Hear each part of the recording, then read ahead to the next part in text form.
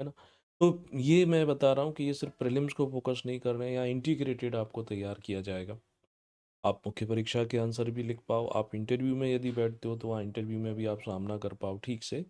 तो उन बातों को ध्यान में रख कर के ये क्लास चलाई जा रही है। ठीक? तो सामाजिक न्याय, लोक कल्याण में अभिवृद्धि तब होगी जब सामाजिक न्याय की स्थिति हो। लोक कल्याण में अभिवृद्धि तब होगी ये आर्थिक न्याय की स्थिति हो, यानी संविधान की सारी चीज़ें चाहे प्रियम्बल हो, चाहे फंडामेंटल राइट हो, सब एक दूसरे से कनेक्टेड हैं। आर्थिक न्याय, है ना? राजनीतिक न्याय, प्रियम्बल में 3 प्रकार के न्याय की बात की गई थी ना, तो वो सब चीज़ें मिलना चाहिए, तब जा कर के होगा वेलफेयर। यानी कि इसका अर्थ ये भी निकलता है लोक कल्याण में अभिवृद्धि का मतलब कि ऐसे राज्य की स्थापना करना जो कि पब्लिक वेलफेयर हो। ठीक है? तो लोक कल्याणकारी राज्यों की स्थापना करना, to establishment of public welfare state. ठीक? तो राज्यों की या राज्य की स्थापना, कौन से राज्य की स्थापना करना? लोक कल्याणकारी, जिसका टारगेट होना चाहिए जनता का हित, ना कि स्वयं का हित। है ना? तो 3 प्रकार के न्याय की बात हो, पब्लिक वेलफेयर स्टेट की स्थापना हो, ऐसे ही क्या होगा लोक कल्याण में अभिवृद्धि कैसे होगी? तो इसके लिए क्या किया जाए कि व्यक्ति को क्या हो, प्रतिष्ठा और अवसर की समता, जो प्रियम्बल में लिखा था, यानी कि कोशिश की जाए व्यक्ति की इनकम बराबर हो, है ना? उसकी जो प्रतिष्ठा है वो, उसको सुविधाएं मिलें, वो समान हो, है ना? अवसर की समता प्राप्त हो, कि समानता, इन आधारों पर होगी लोक कल्याण की अभिवृद्धि। ठीक? ऐसे आप एक्सप्लेन कर सकते हो। नेक्स्ट, अगले आर्टिकल पर चलते हैं। तो अगला आर्टिकल है जो 39, वो क्या कहता है? यहाँ पर पुरुषों, महिलाओं सभी के लिए अलग सारी बातें की गई है, मैं उसको सबको डिटेल में बता देता हूँ, है ना? आर्टिकल नंबर जो 39 है, उसका सारांश क्या है, मूल सार क्या है? वो ये कहता है कि चाहे मेल हो या फीमेल हो, पुरुष हो चाहे महिला हो, तो पुरुष और महिला के लिए पहले तो कि दोनों को अवसर मिलना चाहिए अपना भरण पोषण करने के लिए, अपना जीवन यापन करने के लिए, अपना आजीविका चलाने के लिए समान अवसर मिलना चाहिए, है ना? तो समान आजीविका, आजीविका कैसे लिखेंगे? हिंदी में मात्राओं का विशेष ध्यान रखना पड़ता है। आजीविका के साधन समान होना चाहिए। ऐसा नहीं हो कि सिर्फ पुरुषों के लिए कार्य हो, महिलाएं ना कर पाएँ, है ना? उनकी क्षमताओं को ध्यान में रख कर के, है ना? तो एक प्रकार से 39 का पॉइंट कौन-सा हो जाता है? 39 का क हो जाएगा या ए हो जाएगा। इसी 39 में महिलाओं और पुरुषों के लिए ये भी कहा जाता है कि अगर दोनों एक जैसा काम करेंगे तो उनको समान वेतन मिलना चाहिए। समान कार्य, तो equal wage, equal salary, equal work, equal wage, है ना? समान वेतन। पुरुषों और महिलाओं के बीच में कोई भेदभाव नहीं होना चाहिए।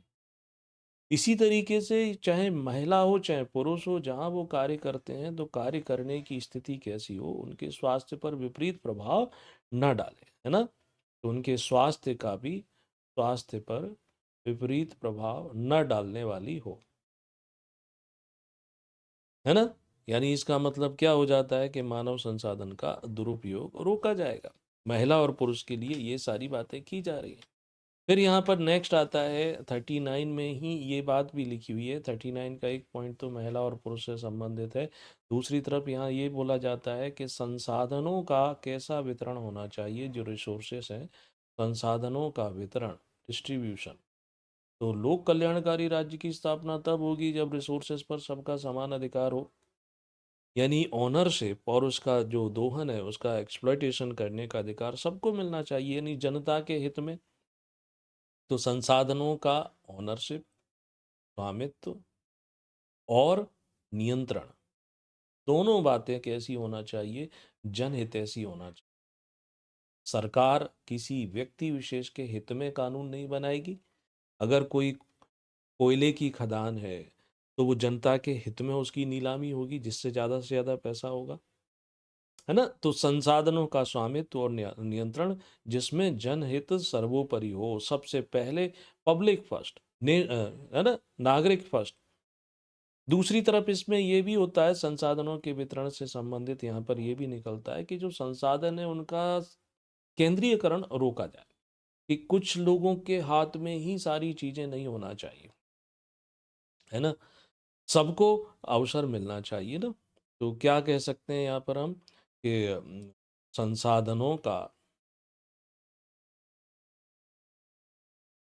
केंद्रीयकरण, सेंट्रलाइजेशन कि ना हो, विकेंद्रीकरण हो, डिस्ट्रीब्यूशन हो।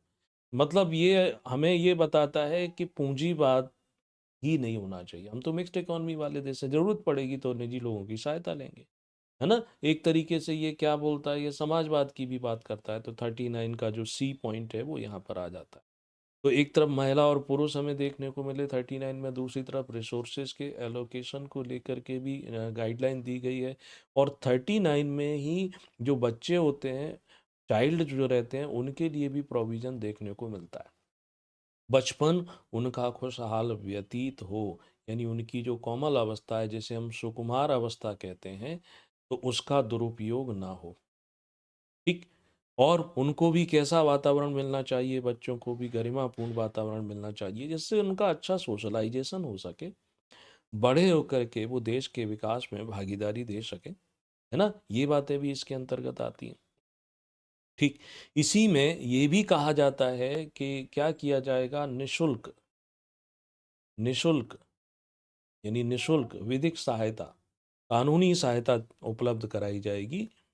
अगर किसी व्यक्ति के पास पैसे खर्च करके अपने लिए वकील करने की व्यवस्था नहीं है, तो क्या किया जाएगा, उसको सरकारी वकील मिलेगा, सरकारी खर्चे पर मिलेगा।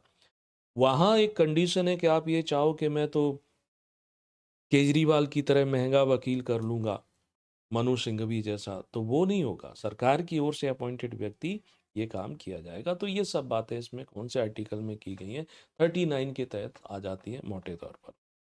अब चलते हैं हम आर्टिकल 40। मैंने बताया था आपको कि अगर देश में मूल रूप से पंचायती राज की व्यवस्था जो की गई है, तो वो पंचायती राज की व्यवस्था आर्टिकल 40 में की गई, है ना? पंचायती राज की स्थापना, और इसी को ध्यान में रख करके देश में पहली जो पंचायत थी, जो नाम आता है राजस्थान के नागौर जिले में स्टार्ट हुई थी, 1959 में हुई थी ये।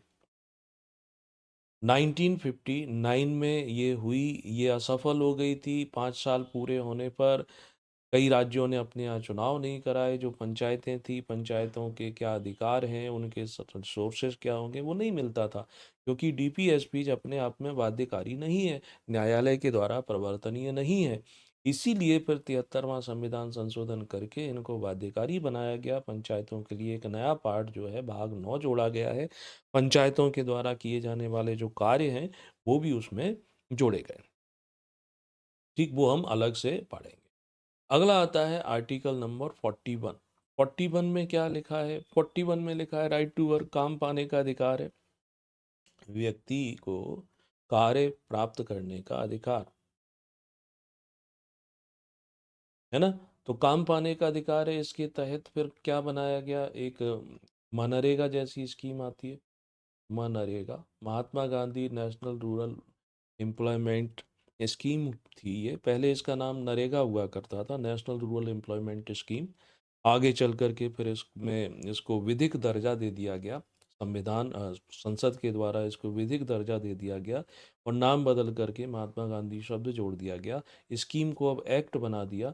इसमें 365 दिन में कम से कम 100 दिन के रोजगार की गारंटी प्राप्त होती है गरीबों के लिए, और न्यूनतम मजदूरी भी इसमें दी जाती है। इसमें अब मजदूरी की दर भी बढ़ाई गई है। वो सारी व्यवस्थाएं अलग से आप पढ़ सकते हैं, मनरेगा, यदि आप इसमें और ज़्यादा इंटरेस्टेड हैं। पढ़ लेना चाहिए मुख्य परीक्षा में।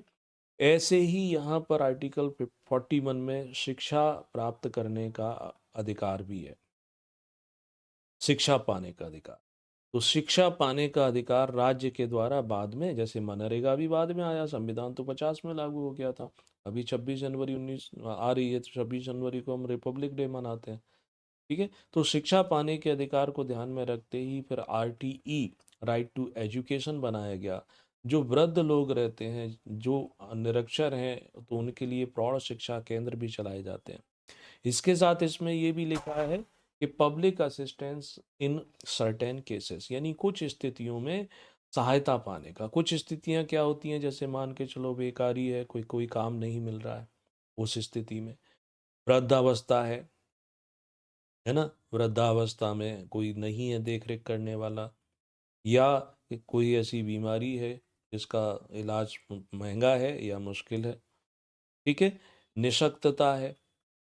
तो ऐसी स्थिति में, ऐसे कुछ सर्टेन केसेस में क्या कर सकते हैं कि राज्य से, राज्य का मतलब आर्टिकल नंबर 12 है ना, लोक सहायता प्राप्त कर सकते हैं। राज्य की परिभाषा आर्टिकल 12 में दी गई है कि भारत सरकार, संसद, राज्य सरकार, राज्य विधानमंडल, या कोई भी ऐसी एजेंसी, ऐसी कोई भी संस्था जिसके पास विधान बनाने की, कानून बनाने की, नियम बनाने की शक्ति हो, तो उसको हम राज्य कहते हैं। मैं आपको स्टार्टिंग में बहुत डिटेल में इसको समझा चुका हूँ।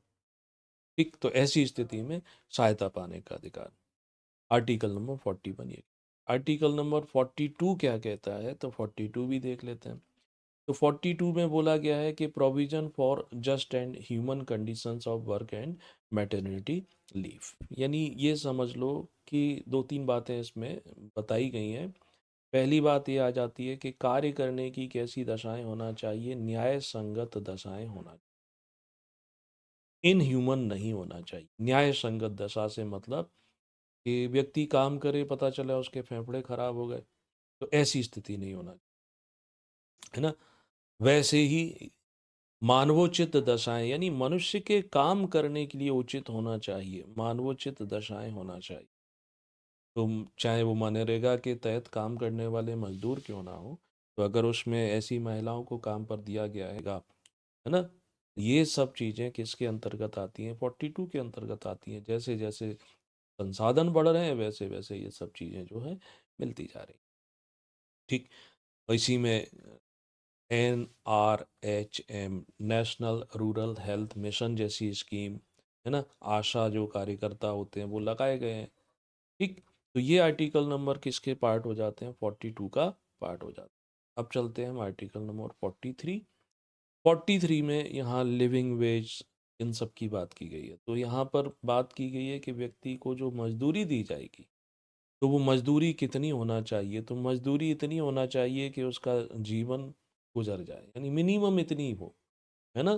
तो निर्वाह मजदूरी मिलना चाहिए। कोई व्यक्ति काम करता है, वर्कर है, प्राइवेट भी काम करता है, तो भी सरकार के नियम है कि उसको इससे कम नहीं दिया जाएगा। अगर देते हैं तो उसके खिलाफ कार्रवाई की जा सकती है, उसके खिलाफ एक्शन लिया जा सकता है कि इतनी मजदूरी में मिले कि वह अपना जीवन, एक शिष्ट जीवन स्तर गुजार सके।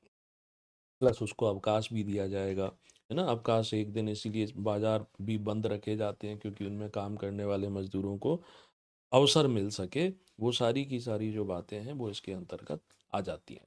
तो ये सब किसके अंतर्गत था, ये सब था आर्टिकल नंबर 43 के अंतर्गत था, है ना। नेक्स्ट 44 जो है यूनिफॉर्म सिविल कोड की बात करता है। यूनिफॉर्म सिविल कोड, ये मैंने कल आपको बताया था। समान नागरिक संहिता के, बीजेपी के शुरुआती दौर में तीन प्रमुख मुद्दे हुआ करते थे। तो तीन प्रमुख मुद्दों में एक था राम मंदिर। तो राम मंदिर सुप्रीम कोर्ट के निर्णय के उपरांत बनकर तैयार हुआ। धारा 370, जिसके तहत जम्मू कश्मीर के लिए विशेष प्रावधान थे, एक तरीके से जम्मू कश्मीर भारत का अंग होते हुए भी भारत से अलग था, उसको हटा दिया गया। ये अच्छा काम किया। और तीसरा यही था समान नागरिक संहिता, यूनिफॉर्म सिविल कोड।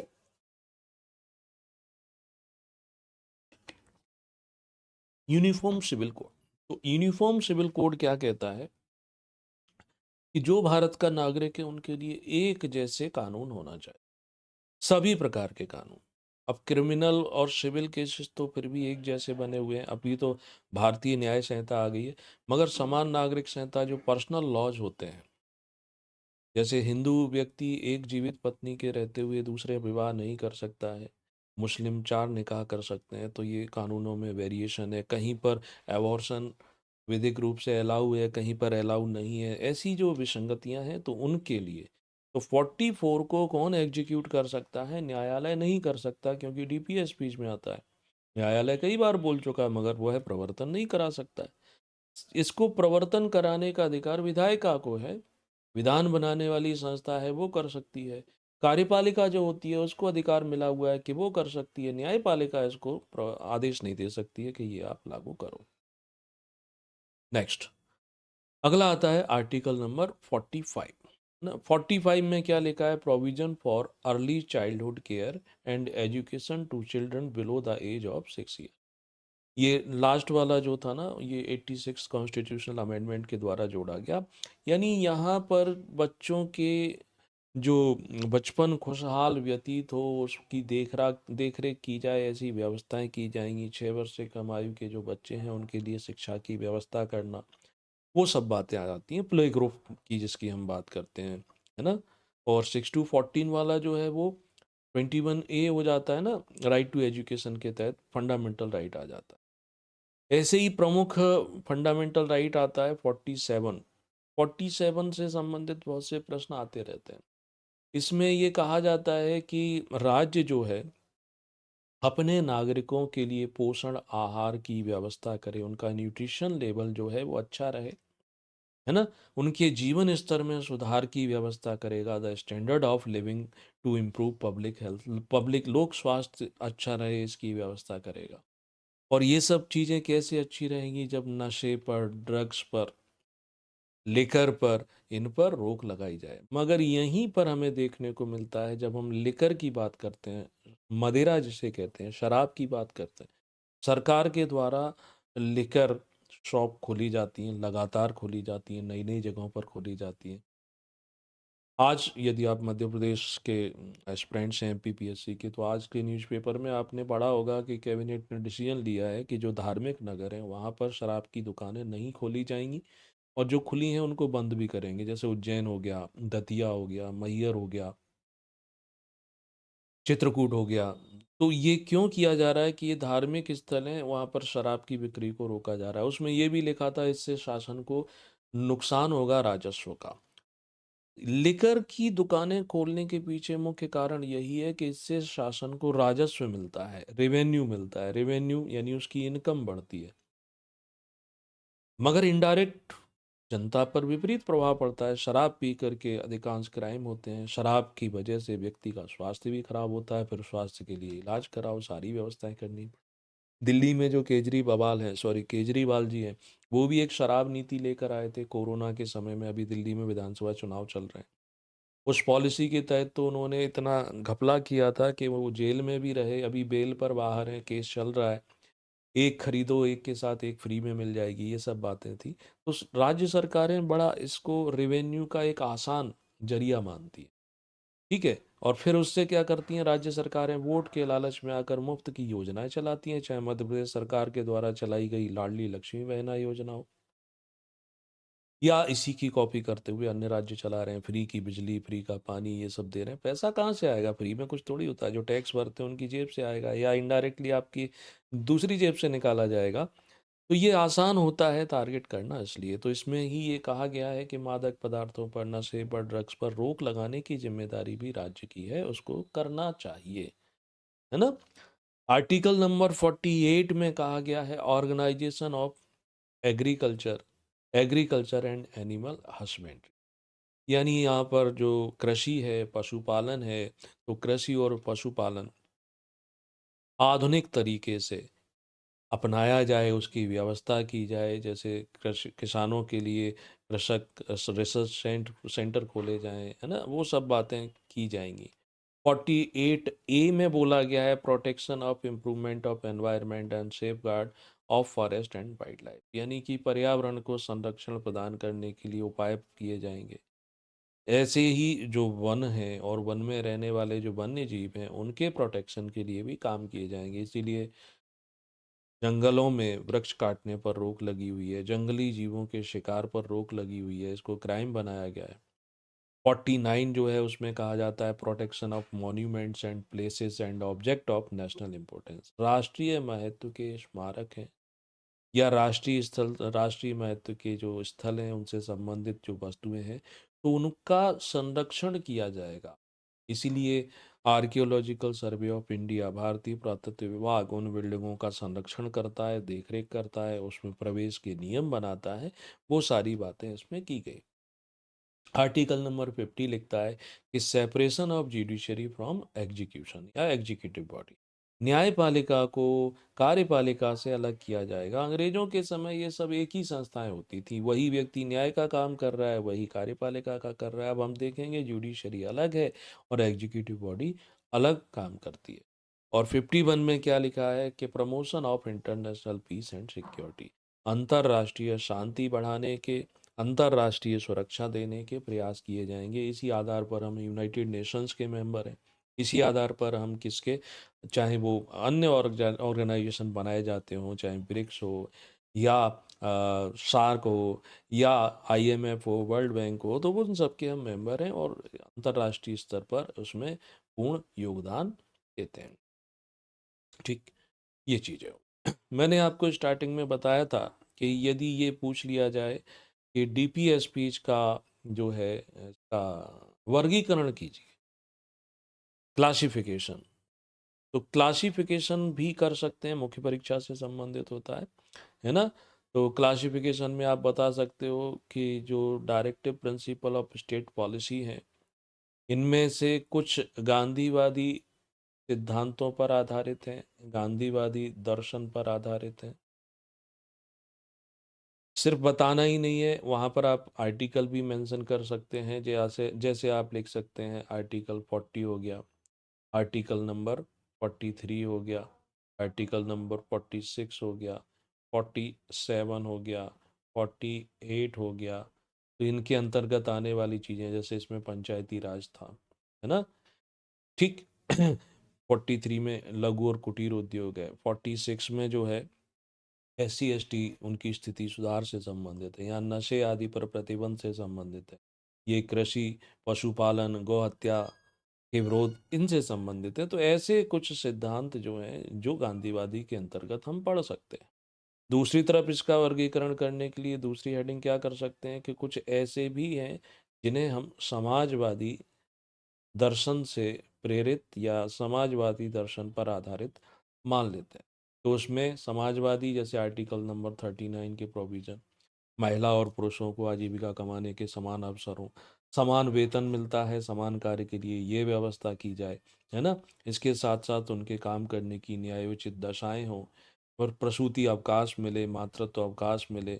ठीक है, ये सब बातें इसमें आ जाती हैं, वो सब आप इसमें आर्टिकल के साथ लिख सकते हो। तीसरा इसमें वर्गीकरण आप कर सकते हो उदारवादी या लोकतंत्रवादी, उनसे भी मोटिवेटेड है directive principle of state policy. जैसे क्या मोटिवेशन हमें देखने को मिलता है, तो हम समान नागरिक संहिता का एग्जाम्पल आर्टिकल 44 दे सकते हैं। हम आर्टिकल 45 का उदाहरण दे सकते हैं, जहां बच्चों का बचपन खुशहाल व्यतीत हो, उनके एजुकेशन की व्यवस्था की बात की जा रही है। ऐसे ही हम आर्टिकल नंबर 49 के प्रोविज़न दे सकते हैं। 50 के दे सकते हैं कि कार्यपालिका और न्यायपालिका को अलग किया गया है। 51 के दे सकते हैं कि अंतर्राष्ट्रीय शांति और सद्भाव बना रहे तो उसके प्रयास किए जाएंगे। तो ऐसे करके इसका आसानी से क्या कर सकते हो, क्लासिफिकेशन कर सकते हो। ठीक है। अब एक महत्वपूर्ण चीज़ आती है कि कंपैरिजन की हम बात करें कि directive principle of state policy versus किसको ले लें हम, फंडामेंटल राइट को ले लें, मौलिक अधिकारों को ले लें। मौलिक अधिकार हम डिटेल में पढ़ चुके हैं कि मौलिक अधिकार भारतीय संविधान के भाग 3 में दिए गए हैं। यदि कोई भी संस्था, कोई भी व्यक्ति, कोई भी विधायिका, कार्यपालिका मौलिक अधिकारों का वायलेशन करती है तो सुप्रीम कोर्ट क्या कर देता है, उसको कानून को कैंसिल कर देता है। जिस सीमा तक उसका वायलेशन किया जाता है उस सीमा तक उसको कैंसिल कर देता है। अगर इन दोनों में कॉन्ट्राडिक्शन हो, कॉन्ट्राडिक्शन यानी विरोधाभास हो, तब किसका पालन किया जाएगा। तो इस बात को लेकर के, यानी इनमें विरोध होगा, इनमें टकराव की स्थिति आएगी, तो फैसला कौन करेगा, तो फैसला न्यायपालिका करेगी ना, सुप्रीम कोर्ट के पास जाएंगे। तो सुप्रीम कोर्ट ने समय समय पर फंडामेंटल राइट और डीपीएसपीज को लेकर के कुछ डिसीजन सुनाए हैं, वो आपको पता होना चाहिए। ये इंटरव्यू के पॉइंट ऑफ व्यू से महत्वपूर्ण हो जाता है, प्लस मुख्य परीक्षा में और प्रीलिम्स में शायद कोई क्वेश्चन आ जाए।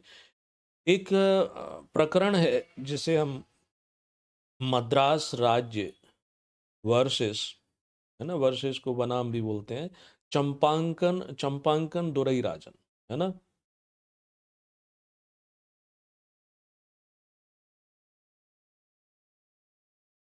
ये प्रकरण जो है ये आता है 1951 में, शुरुआती दौर में। संविधान लागू हुआ था 50 में, अगले साल आ जाता है। तो इसमें ये पूछा गया था कि यदि फंडामेंटल राइट और डीपीएसपी दोनों में टकराव की स्थिति बनती है तो किसको वरीयता दी जाएगी, प्राथमिकता किसको देंगे, फंडामेंटल राइट को प्राथमिकता देंगे या नीति निर्देशक तत्वों को प्राथमिकता देंगे। यानी दोनों में से प्रायोरिटी किसको मिलेगी, प्राथमिकता किसे मिलेगी। अब डिसीजन आया, तो डिसीजन जैसा आप बता भी सकते हो कि फंडामेंटल राइट जो है वो ज़्यादा, उनको कोई छीन नहीं सकता है। तो फंडामेंटल राइट जो है वो डोमिनेट करेंगे किस पर, डीपीएस पे, है ना। तो फंडामेंटल राइट को प्राथमिकता मिलेगी, मौलिक अधिकार नहीं छीने जा सकते। किसकी तुलना में, नीति निर्देशक तत्वों की तुलना में। लेकिन इसी में कोर्ट ने यह भी कहा, ये तो बोल दिया कि फंडामेंटल राइट को प्रायोरिटी देनी पड़ेगी, मगर ये कहना कि सिर्फ प्रायोरिटी दे रहे हो, डीपीएस स्पीच की कोई वैल्यू नहीं है। बोला डीपीएस स्पीच भी और ये दोनों एक दूसरे के सहायक हैं, एक दूसरे के विरोधी नहीं समझे जाएंगे। कोई सिचुएशन ऐसी हो जाती है कि जहां इनका कॉन्ट्राडिक्शन दिखाई देता है, तो मद्रास राज्य और चंपांकन दुरई राजन के केस में तो ये फैसला आया। अब कहाँ चलते हैं, अब हम चलते हैं एक और प्रकरण, है ना। तो उस प्रकरण में क्या हुआ, उसकी क्या स्थिति है। तो दूसरा एक प्रकरण आता है 1952 में, 1952 में आया। ये प्रकरण कौन सा था, ये है बिहार राज्य और कामेश्वर सिंह का, बिहार राज्य वर्सेस कामेश्वर सिंह।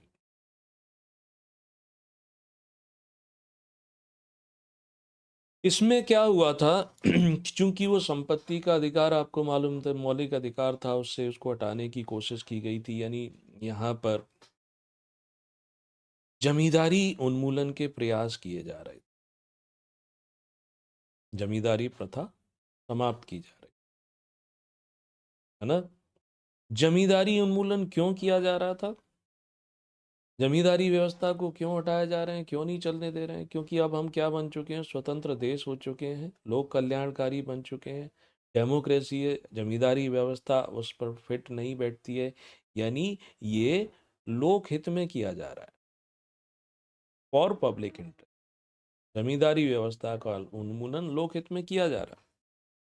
और इसका आधार क्या बनाया, तो इसके लिए आधार बनाया आर्टिकल नंबर 39 में लिखा हुआ है लोकहित में व्यवस्थाएं की जाएंगी, समान कार्य समान वेतन, इसी में आता है संसाधनों का न्यायपूर्ण और समान वितरण किया जाएगा। जमींदारी यानी लैंडलॉर्डशिप थी कि एक व्यक्ति के अधिकार में सारी जमीन थी। तो इसके आधार पर आर्टिकल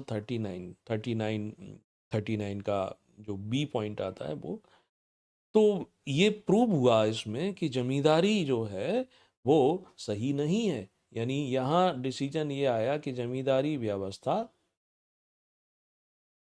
संवैधानिक नहीं है,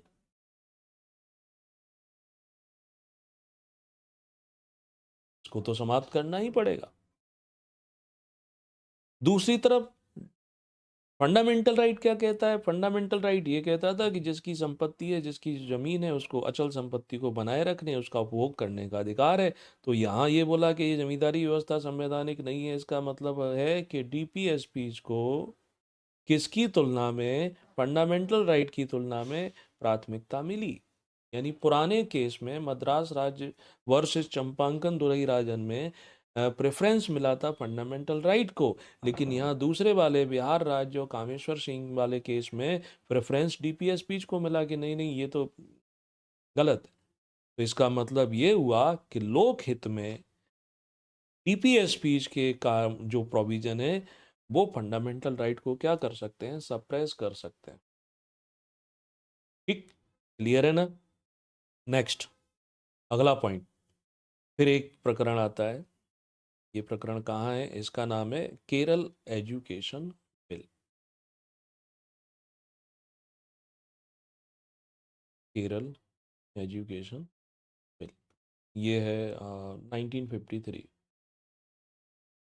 ठीक, इसमें डिसीजन क्या आया है? इसमें डिसीजन ये आया है, डिसीजन जो आया है कि देखो कौन प्रश्न वही था कि डीपीएसपी को प्रायोरिटी मिलेगी या फंडामेंटल राइट को मिलेगी। एक में फंडामेंटल राइट को प्रायोरिटी दी गई, दूसरे में डीपीएसपी को प्रायोरिटी दी गई। यहाँ बोला गया है कि नहीं, दोनों में क्या करना है, आपको सामंजस्य बना करके चलना है, कोऑर्डिनेशन करना है। हम ना तो डीपीएसपी को प्राथमिकता दे रहे हैं, ना हम मौलिक अधिकारों को प्राथमिकता दे रहे हैं। यानी दोनों में कोशिश करो कि सामंजस्य तालमेल बना करके चलो। क्यों? क्योंकि दोनों एक दूसरे के पूरक हैं, कॉम्प्लीमेंट्री है, एक के बिना एक अधूरा है। आप इन दोनों को अलग सेपरेट मत ट्रीट करो, कोशिश की जाना चाहिए कि दोनों को, दोनों के बीच में एक समन्वय बना रहे। ठीक है, ये स्थिति बन गई। आगे चल कर के एक महत्वपूर्ण केस जिसमें संविधान के आधारभूत लक्षणों की जो भावना थी वो प्रतिपादित हुई, यानी केशवानंद भारती वाद आता है। केशवानंद भारती वर्सेस केरल राज्य जो था ना, बहुत ही फेमस प्रकरण था, 1973 में आया था। इसमें भी ये प्रश्न कि डीपीएसपीज और फंडामेंटल राइट में से किसको प्राथमिकता मिलना चाहिए, किसको नहीं मिलना चाहिए, है ना? तो इसमें भी जब ये प्रश्न उठता है तो इसमें भी ये कहा गया कि फंडामेंटल राइट और directive principle of state policy ये एक दूसरे के पूरक हैं। यहाँ पर भी किसी को प्राथमिकता की बात नहीं की गई, कॉम्प्लीमेंट्री। ठीक, क्यों? कि फंडामेंटल राइट जो है अगर आप पढ़ते हो तो वहाँ पर हमें नागरिकों को जो अधिकार मिलते हैं वो राजनीतिक लोकतंत्र की स्थापना करते हैं एक तरीके से। ये राजनीतिक लोकतंत्र, पॉलिटिकल डेमोक्रेसी प्रोवाइड करते हैं हमें अपनी बात रखने की, कहीं भी भ्रमण करने की, किसी भी धर्म का पालन करने की, वो सब। और directive principle of state policy ये क्या है? इसमें काम पाने का अधिकार मिला है, यानी आपको कार्य मिलेगा, काम करने की न्यायोचित दशाएं मिलेंगी, समान कार्य के लिए समान अवसर मिलेगा। यानी इसमें मुख्य रूप से आर्थिक लोकतंत्र की स्थापना हो रही है, जो कि फंडामेंटल राइट में ऐसा कोई अधिकार नहीं मिला कि व्यक्ति को काम मिलेगा ही मिलेगा, है ना? सामाजिक लोकतंत्र की स्थापना हो रही है। तो दोनों एक दूसरे के पूरक हैं। राष्ट्र तभी मजबूत होता है जब लोगों को पॉलिटिकली भी, सोशली भी और इकोनॉमिकली, तीनों तरीके से डेमोक्रेसी मिले। तो केशवानंद भारतीवाद में फिर इन्होंने क्या बोला है कि इनको हम सेपरेट किसी एक को प्रायोरिटी नहीं दे सकते।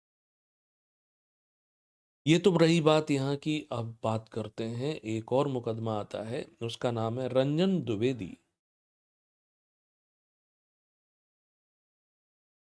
वर्सेस बिहार राज्य। ये जो मुकदमा आया था, ये क्यों आया था कि चूंकि संविधान में संशोधन हुआ था, एक 25वां और दूसरा हुआ था 42वां संशोधन। संशोधन 42वां तो जैसे मिनी कॉन्स्टिट्यूशन बोलते ही है ना? अब इसमें क्या हुआ कि DPSP, directive principle of state policy, starting में ही ये कहा जा रहा है कि इनका क्रियान्वयन करने का अधिकार किसको है? विधायिका को है। और किसको है? और बोला कार्यपालिका। ये राज्य के अंतर्गत ये दो संस्थाएं कर सकती हैं इनका एग्जीक्यूशन। फिर एग्जीक्यूशन की बात आती है, न्यायपालिका। न्यायपालिका के पास कोई अधिकार नहीं है कि वो आदेश दे दे कि directive principle of state policy में जो लिखा है उसको प्रवर्तन कराओ। यानी ये कहा जा रहा है कि यहाँ पर न्यायपालिका अपनी जिम्मेदारी से भाग रही है। न्यायपालिका पर प्रश्न उठा इस केस में के नीति निर्देशक तत्वों को लेकर के आप क्या कर सकते हो। तो बात आती है 25th कॉन्स्टिट्यूशनल अमेंडमेंट, 25वां संविधान संशोधन। मैं थोड़ा सा ब्रीफ में बता दूं, आसानी हो जाएगी। 25वां संविधान संशोधन यानी ये किससे संबंधित था, तो इसमें जमींदारी उन्मूलन, जमींदारी व्यवस्था को समाप्त किया गया। ठीक, इसके लिए क्या किया था, तो इसके लिए आर्टिकल नंबर जो 31 है फंडामेंटल राइट में, 31 का शायद सी आता है, और डी ये डीपीएसपीज का आर्टिकल नंबर 39 का बी और 39 का सी। ये एक तरफ फंडामेंटल राइट है, ये directive principle of state policy है। इन दोनों को साथ में मिला करके इसका निर्वचन किया गया। निर्वचन का मतलब उसका एक्सप्लेनेशन किया गया, उसका मीनिंग निकाला गया, है ना। तो संपत्ति के अधिकार को तात्कालिक परिस्थितियों को ध्यान में रख करके तभी तो जमींदारी उसको उन्मूलन कर पाए थे। यानी कि यहाँ पर वरीयता जो मिली थी डीपीएसपीज को, किस पर, फंडामेंटल राइट पर। इससे इसकी तुलना में इन्हें प्राथमिकता मिली थी। क्यों मिली थी, जब ये दोनों चीज़ों को साथ में जोड़ पाए थे कि जमींदारी इसलिए समाप्त करना आवश्यक है कि लोकहित में नहीं है, संसाधनों का संकेंद्रण नहीं हो रहा है, संसाधनों का न्यायपूर्ण वितरण नहीं हो रहा है। ठीक है, ये बात आती है। अब 42nd अमेंडमेंट जो है, 42वां संशोधन, जग जाहिर है 42वें संशोधन में क्या किया गया कि इसमें भी जब इसकी व्याख्या की जाती है तो आर्टिकल नंबर 31 जो सी में अभी बता रहा था, ये वाला है ना, और आर्टिकल नंबर 39 ये डीपीएसपीज में आता है, बी यानी खा कह लो या गा, बी और सी, है ना। ये अलग अलग नहीं माने गए, बल्कि संविधान का जो 4 भाग है, directive principle of state policy, ठीक, वो पूरा का पूरा इसमें ले लिया जाता है। यानी संविधान के भाग के 4 को भी पूरी तरीके से शामिल कर दिया गया। और ये समझ लो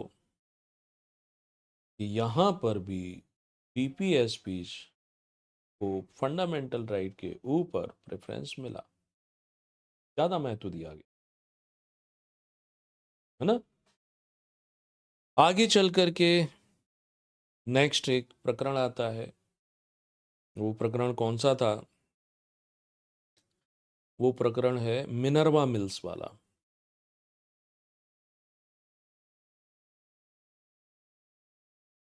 वर्सेस भारत संघ या भारत यूनियन। ये 1980 में आया, 1980, है ना। तो इस 1980 में इसमें ये बोला गया कि 42वें संशोधन में 42nd अमेंडमेंट में कुछ ऐसे प्रावधान किए गए थे ना इंदिरा गांधी के समय, जिनको बाद में असंवैधानिक घोषित कर दिया गया। किस आधार पर, कि ये संविधान के मूल ढांचे के अनुरूप नहीं है, इसलिए इनको समाप्त कर दिया गया। और मिनर्वा मिल्स वाले केस में, जहां पर डीपीएसपी और फंडामेंटल राइट से जुड़े थे, और इसी में ये भी कहा जाता है, फिर से ये बात कहा बोली जाती है कि directive principle of state policy ये क्या है, ये मंजिल है, लक्ष्य है, पहुंचना आपको यहाँ है। और फंडामेंटल राइट क्या है, बोला फंडामेंटल राइट जो है ये उस मंजिल तक पहुंचने का साधन है। आपको अल्टीमेटली जाना इधर ही है, और इनको अपनाते हुए जाओगे, व्यक्ति के फंडामेंटल राइट का हनन भी ना हो जाए, आप हनन करके मंजिल तक नहीं पहुंच सकते। इस आधार पर मिनर्वा मिल्स में ये बोला जाता है कि दोनों ही डीपीएसपीज भी और फंडामेंटल राइट्स ये क्या है, संविधान की आत्मा है। सिर्फ इस केस में, वैसे प्रीलिम्स में पूछा जाता है कि संविधान की आत्मा किस आर्टिकल को कहते हैं, तो आर्टिकल नंबर 32 की बात आती है। ठीक है, लेकिन यहाँ जब हम बात करेंगे केस के पॉइंट ऑफ व्यू से देखेंगे, तो मिनर्वा मिल्स में न्यायालय ने, यानी न्यायपालिका ने, सुप्रीम कोर्ट ने ये बोला है कि संविधान की आत्मा दोनों आर्टिकल हो जाते, दोनों प्रोविजन हो जाते हैं, नीति निर्देशक तत्वों के भी और दूसरी तरफ फंडामेंटल राइट के भी। ओके, समझ में आ गया होगा। यहीं पर मैं फंडामेंटल ड्यूटीज पर जाऊं उसके पहले यदि आपसे ये पूछते हैं कि बताओ नीति निर्देशक जो सिद्धांत हैं उनका महत्व क्या है, इम्पोर्टेंस क्या है मुख्य परीक्षा को लेकर के, तो क्या लिखोगे? मैं कुछ आउटलाइन बना देता हूँ, आप उसको लिखने की कोशिश करना।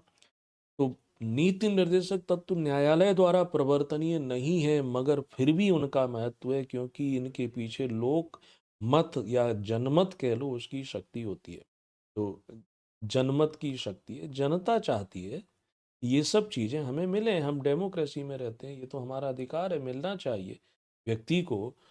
नागरिक है इस देश का, वृद्ध है तो उसको सहायता मिले, काम पाने का अधिकार मिले, अच्छा स्वास्थ्य मिले, निःशुल्क कानूनी सहायता मिले, है ना, बच्चों का बचपन खुशहाल हो, संसाधनों का संकेंद्रण ना हो। तो जनमत की शक्ति है, इसलिए भी इसका एक महत्व है। बेशक प्रवर्तनीय नहीं है, मगर सरकारें डरती। लोकतंत्र है, डेमोक्रेसी है, सत्ता जिसके पास रहती है तो वो मनमानी ना करे। एक तरीके से ये महत्व इसलिए भी है क्योंकि नैतिक रूप से आदर्श हैं। कोई पतित पतित मतलब बुरी सरकार, अच्छी सरकार नहीं है। ऐसी सरकार नहीं होगी ना डेमोक्रेसी में, आधुनिक युग में। सरकार लोकहित में होना चाहिए, तो लोकहित का जब उसे पता हो कि ये तो एथिकल है, मुझे तो यही करना है, जो एथिकल है दैट इज गुड, और जो अनएथिकल है वो गुड नहीं है। तो नैतिक रूप से आदर्श रूप में माने जाते हैं, इसलिए भी इनका महत्व उठता है ना। दूसरी बात क्या होती है कि किसी भी सरकार, किसी की भी सरकार रही हो, चाहे बीजेपी की हो, चाहे कांग्रेस की हो, चाहे एरा गैरा नत्थु खेराव की हो, तो शासन का उसका एवेल्युएशन जो किया जाएगा, उसका मूल्यांकन जो किया जाएगा, वो किस आधार पर किया जाएगा? तो मूल्यांकन इसी आधार पर किया जाएगा कि राज्य के द्वारा नीति बनाते समय, पॉलिसी मेकिंग के समय नीति निर्देशक तत्वों पर कितना ध्यान दिया गया, कितना काम किया गया। जनता के लिए थे ना, ये लोक कल्याणकारी राज्य की स्थापना करते हैं, तो क्या आप ये चीजें दे पाए? जब आप नहीं दे पाए, इसका मतलब है आपका शासन कैसा है? खराब है। ठीक है, तो शासन का मूल्यांकन करने का ये क्या है? आधार भी है। ये भी याद रखने वाला पॉइंट है। जरा मैं इसका कनेक्टर लगा दूं। और क्या लिख सकते हैं? अगला पॉइंट लिख सकते हैं आप, दो दो लाइन में उसको एक्सप्लेन कर देना। यही सब चीजें रहती है। नेक्स्ट आता है कि डीपीएसपी में ऐसे प्रोविजन थे जो समाज में परिवर्तन ला सकते हैं। भाई महिला और पुरुष की स्थिति अच्छी हो जाए, समान हो जाए, दोनों को बराबर अवसर, समाज में इक्वल स्टेटस हो, बच्चों के लिए भी, वृद्धों के लिए भी, दिव्यांगों के लिए भी, प्रत्येक क्लास के लिए। तो ये क्या होगी? एक प्रकार से सामाजिक क्रांति होगी ना। तो ये सामाजिक क्रांति का आधार है, सोशल रिवॉल्यूशन, इसलिए भी महत्वपूर्ण है। वैसे ही यहाँ पर आर्थिक क्रांति का भी तो आधार है। क्रांति का मतलब होता है परिवर्तन, तो आर्थिक क्रांति का आधार है इक्वल वेज, समान अवसर, रोजगार पाने के अवसर। ठीक है ना। नेक्स्ट, जब कभी भी संविधान में किसी भी आर्टिकल की, किसी भी प्रावधान की व्याख्या की जाती है, इंटरप्रिटेशन किया जाता है, मीनिंग लगाया जाता है, तो मीनिंग उसका स्पष्ट नहीं है, तो किस भावना से संविधान निर्माताओं ने संविधान बनाया था, तो वो भावनाएं किसके द्वारा रिफ्लेक्ट होती हैं? प्रस्तावना के द्वारा होती है, नीति निर्देशक तत्वों द्वारा भी रिफ्लेक्ट होती है। तो इसलिए भी ये महत्वपूर्ण है, संविधान की व्याख्या में सहायक है, है ना। इसलिए भी महत्वपूर्ण है कि देखो, नीति निर्देशक तत्वों को क्रियान्वित कार्यपालिका करेगी, विधायिका करेगी, न्यायपालिका नहीं करेगी। तो कार्यपालिका दुरुपयोग नहीं कर सकती ना, कार्यपालिका इनका मिसयूज तो नहीं करे। मिसयूज को इंग्लिश में दुरुपयोग लिख लेना। तो चार पांच पॉइंट बताने होते हैं, उस आधार पर क्या हो जाता है, उस आधार पर अपने आप से आंसर कंप्लीट होता है। कल हम पढ़ेंगे ड्यूटीज के बारे में। फंडामेंटल ड्यूटीज जो हैं, और आलोचनाओं के बारे में समझेंगे। मौलिक अधिकारों की आलोचना भी, नीति निर्देशक तत्वों की आलोचना। समझता हूँ आपको अच्छी लगी होगी क्लास। अच्छी लगी है तो लाइक शेयर ज़रूर कर दिया करो। आपका कोई डाउट है तो कमेंट करो, मैं उसको रीड करके अगली बार ज़रूर रिप्लाई करूँगा। आप फेसबुक पर, आजकल इंस्टाग्राम भी है, सोशल मीडिया, उन पर भी जुड़ सकते हो। और आपके जो महत्वपूर्ण वैल्यूबल सुझाव हों, मोस्ट वेलकम है उन सभी के लिए। कोशिश रहेगी कि उनका उत्तर ज़रूर दिया जाए। तो थैंक यू एंड